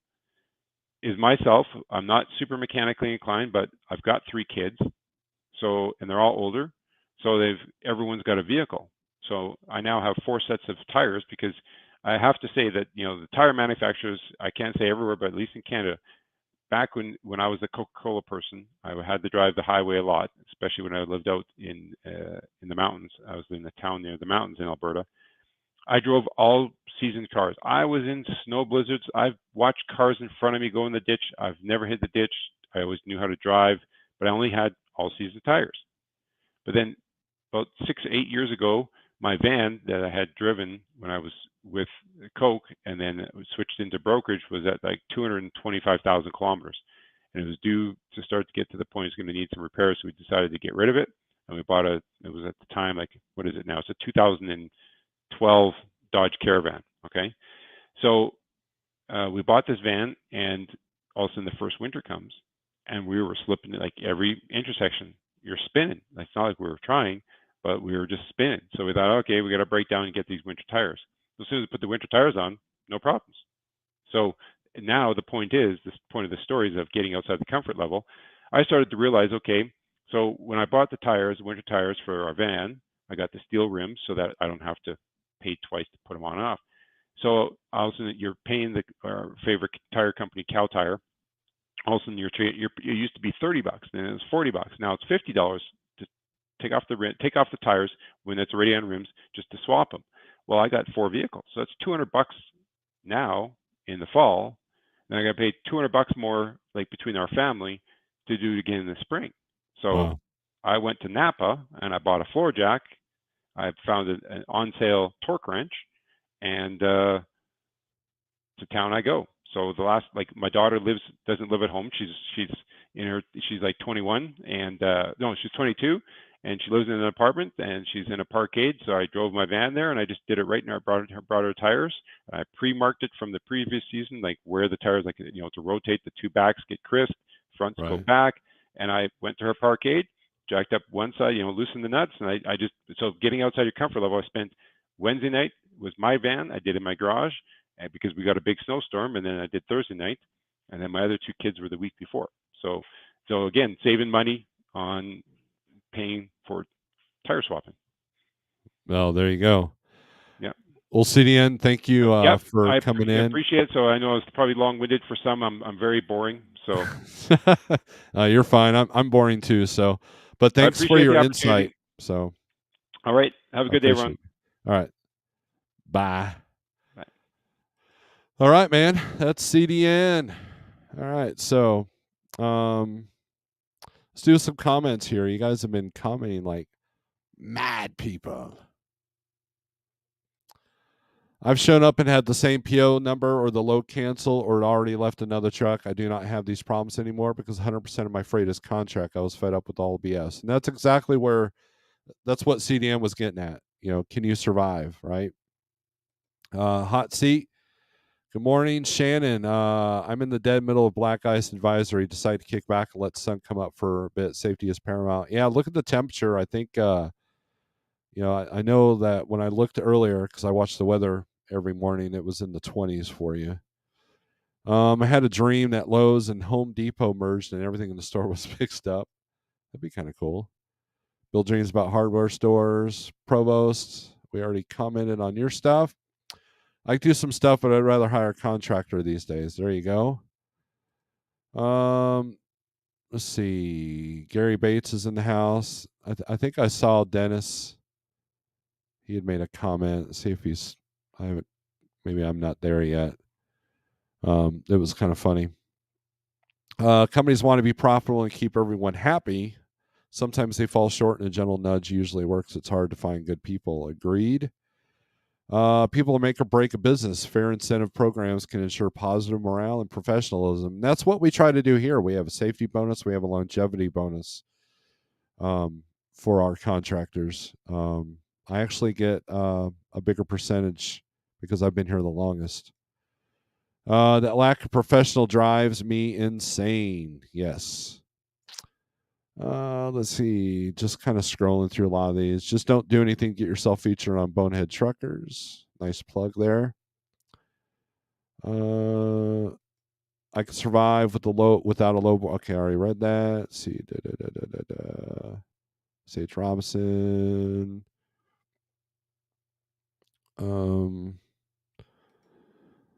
My company loves me. I could probably commit a felony in the parking lot, and they'll say we didn't see nothing. That's a good point to be. I always treat people professionally. I try really hard not to take my bad day out on the ones that I have nothing to do with it. I will save that for the ones they deserve that. Old school, that's a good point, because when you've made 30 phone calls and dealt with a bunch of brokers, the 31st person, I almost said 31th like an idiot. The 31st person that you call, they don't know that you've called 20, 30 brokers. So if you're frustrated sounding to them, they'll be like, man, this dude needs to chill. Who kicked his dog, Let's see. I didn't know Sage survived Sierra England. Yep. Let's see. For me personally, I'm leased to a company that handles dealing with brokers. I'm not forced dispatch. I was a company driver for 10 years, and I feel younger now than I did 7 months ago. Great. Good deal. I used to be a jerk. One time, broker called me from my location. I sent my GPS coordinates. That's funny. Pneumatic Brits in the house. What's up? Let's see. Yeah, it varies. I've gotten good rates from TQL. I just like being micromanaged, but I never thought about the broker's perspective. Watching Steve's channel and watching CDN and Sage just give me a new view of things, and that's kind of what the goal was. That's what CDN and Sage's goals are: is to kind of give you a different perspective.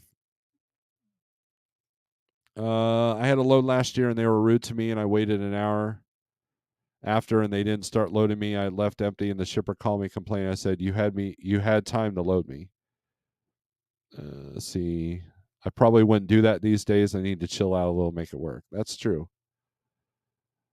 I have no problems unloading the truck if it's unreasonable, or as long as it's reasonable. All right, let's Mappa Mama. No, there's no cat to let in right now, so there's that. Whoa.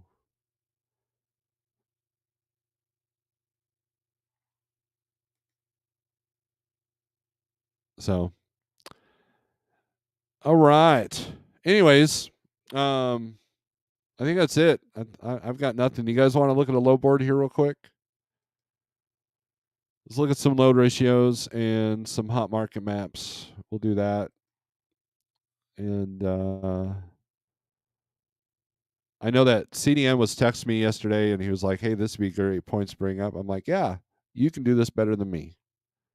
So let's hide that. Now here's my experience yesterday. There's some pay areas that usually pay pretty good that they're not. They aren't budging. So that was frustrating yesterday. And apparently they got our odd number memo because now they're all doing odd numbers. I counter with an odd number, they counter with an odd number. I'm like, okay, we're playing this game now. And that's all it is. It's a game. It's a strategy. It's a different kind of game. Anyways, that's for all trailers. This is the 123 low board. 48065 is the code if you want to try this out. There's flatbed. More states in the southeast here are starting to go yellow, so just keep in mind when it comes to flatbed. Let's add step deck in there. There you go. There's your step deck.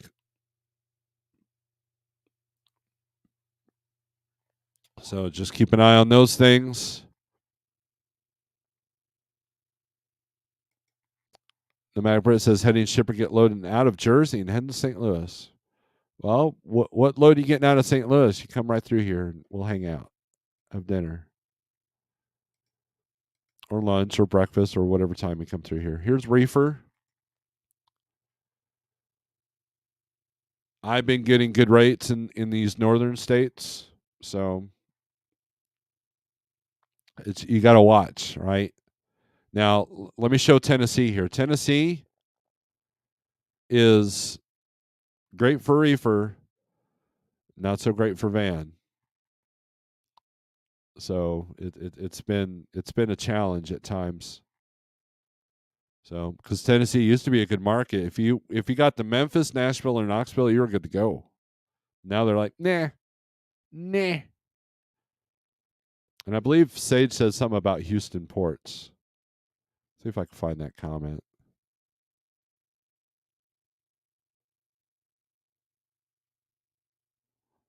Do. Scroll, scroll, scroll.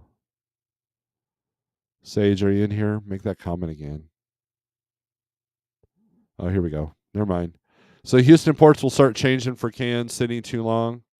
So look for customers to start to up rates in ports of Houston. So there you go. Someone from the inside. And let's look at our most favorite, most popular platform that everybody. There's your van rates. I'll give you a difference. Let me give you a difference, guys. Let me share the screen here. Let me get to this email. See if I could do this without revealing the emailer.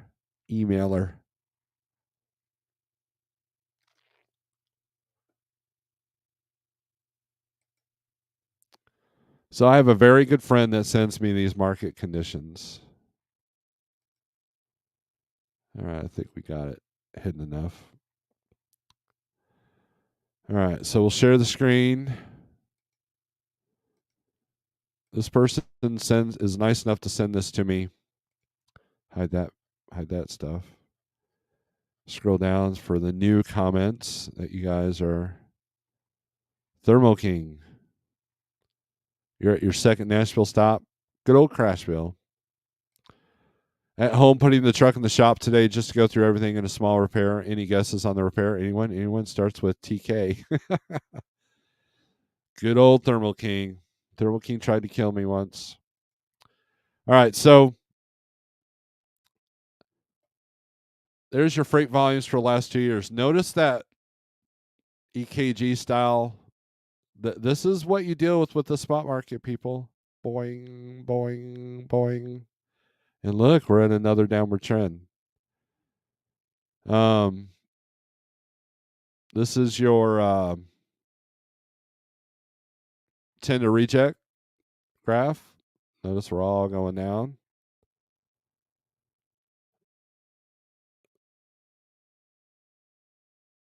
3PL revenue is going to go down, but let me show you there's the mark conditions. So blue is bad. The darker the shade of red, the better, right? And there's your reefer right here. What if I could zoom this in? Or I could just do this. There's your reefer. So as you can kind of see, it's all over the place. So if you see red, like, okay, why is this area red? Why is this area red? Why is this area red? Right? Why is this area blue? And look at Florida. Florida's actually not the coldest market, which is interesting because the load ratios tell me a different story. Again, these are all tools, right? These are all tools. Here's your flatbed. A lot of red and yellows in there. This is a lot of good, right? So if you're a flatbed and you're running 100% spot market, you're going to want to bounce between here and here. But then you got to deal with the bad weather here. So, but look at all this. This shows that the southeast is cooling down in these areas, but these areas are still hot. And the load ratios will tell you that. Okay. And again, we can argue about volumes and rates and which low board is better than the other. To me, it's all about the market maps that kind of tell you what you're going to deal with. Because just because it's red may not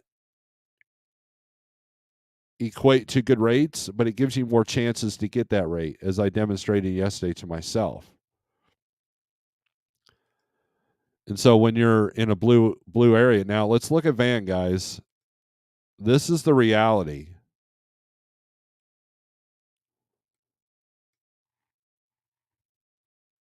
That's Van.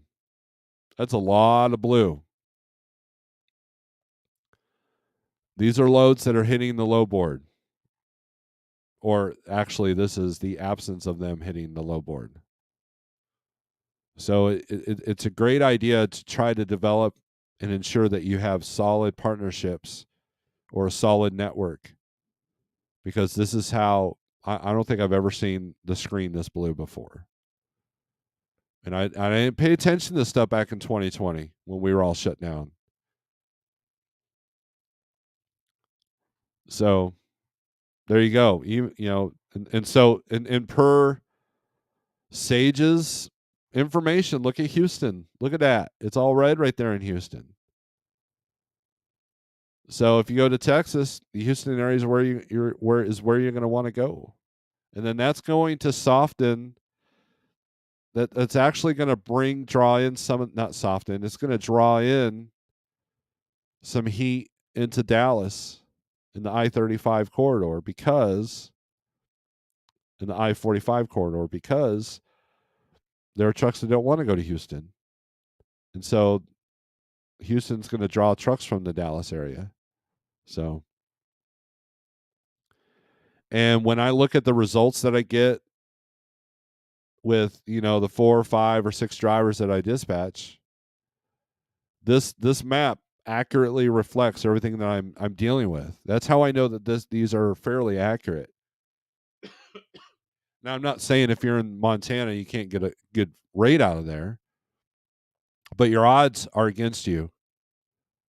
You know, and so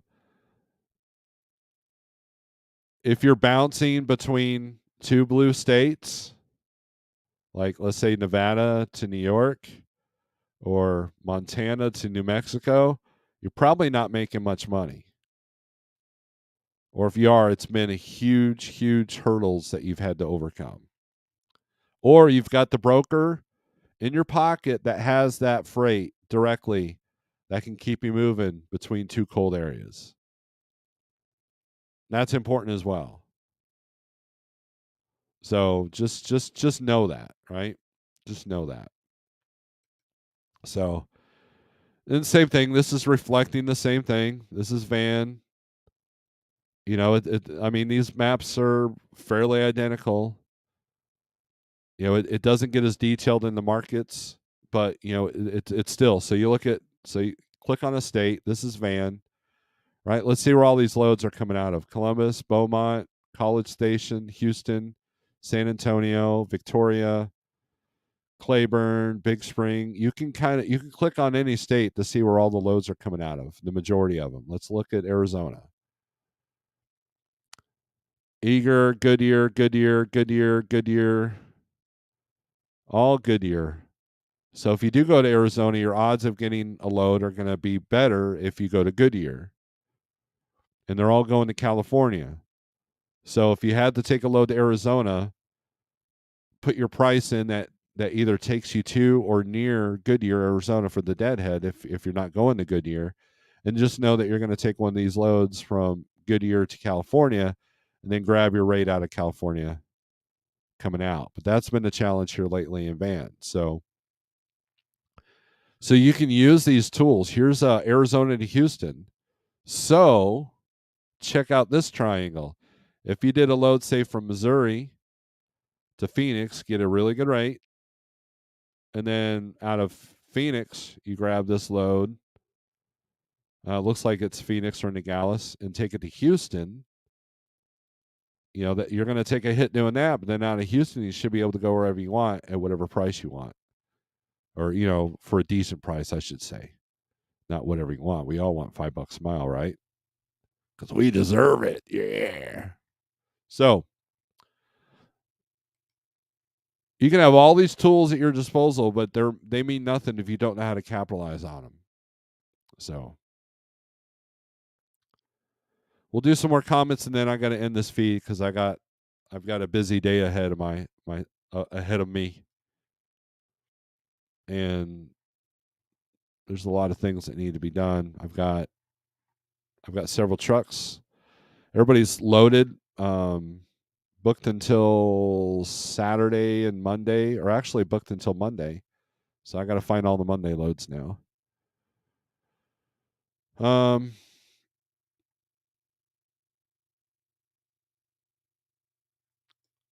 But you need to stop in and get a Snorelord coffee mug. I need to order a couple and have them here at the house just so I can have extras on hand for the people that can't order them.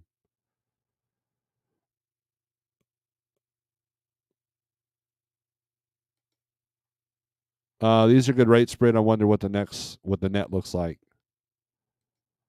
Come on, what unfortunate truck is paid for. My overhead is extremely low. Yes. Does Texas get cooler when hot sea leaves? Probably. You nailed it, Snorler, with these hurdles, but this rate is okay for me, Nevada to New York. Shannon, I'm going to give you a challenge. You ready? When you're done with these two loads that you've put together, I want you to look at your rate per mile, your gross rate per mile, and I want you to look at your net rate per mile. And I want you to look at your net and gross rate per day that you've made. And I want to see what that number looks like. I mean, you don't have to show me. I'm not like some special person to you or anything, But I would be curious to know what that number is.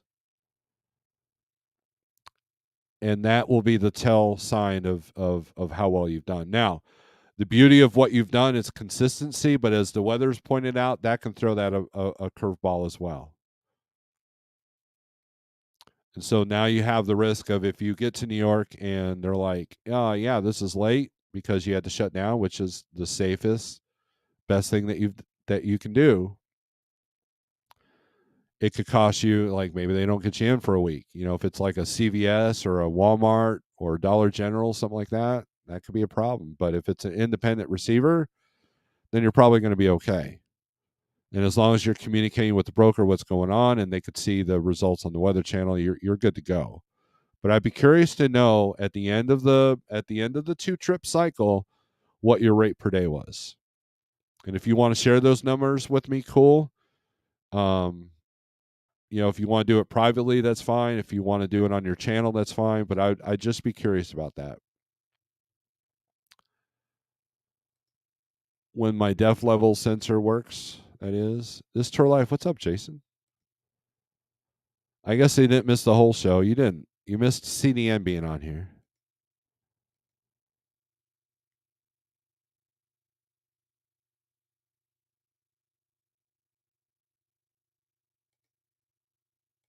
Tech is driving it now. Yep. So anyways, and that's, look, the long haul's great for consistency if you just want to drive and see the country, but it's got to be profitable. Like I said, I've told this over and over. I would love to do Springfield to Phoenix and back. That's all I would do because I love that run. In the wintertime, you go, or in the summertime, you go 40 across. In the wintertime, you take 20 across, 20 to 10. And, it's 100 miles more, but hey, if it can avoid some of the storms that you see in New Mexico and Flagstaff, then you're good to go. But it's and plus freeze protect. And there's some loads that require you to take the southern route, so they should be paying more because of the elevation changes. And that's something a lot of people don't think about is elevation change. The Western 11, they know everything about elevation change.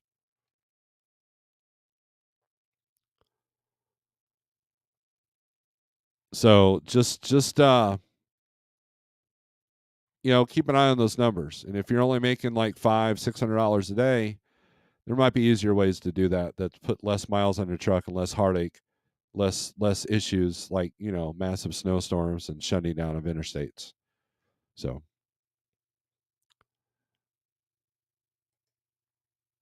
yes, I'll do it, and yes, you are a special person to be done. I appreciate that.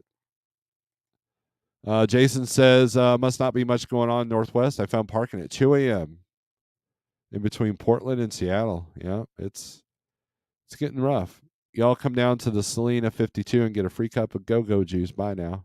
All right, guys, I'm out of here. Thanks for CDN for coming in. Thanks for everybody and your input. I appreciate all the love and support that the channel gets.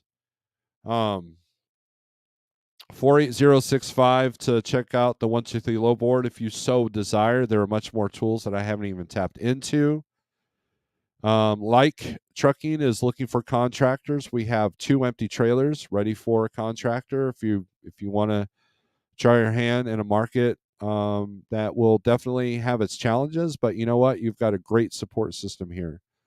So with that being said, go to liketrucking.com to see if you can qualify, and you don't even have to talk to me. So with that being said, thanks for watching. I appreciate every single one of you. With that being said, strength for today, hope for tomorrow. Bang your head and put the pedal to the metal. Peace.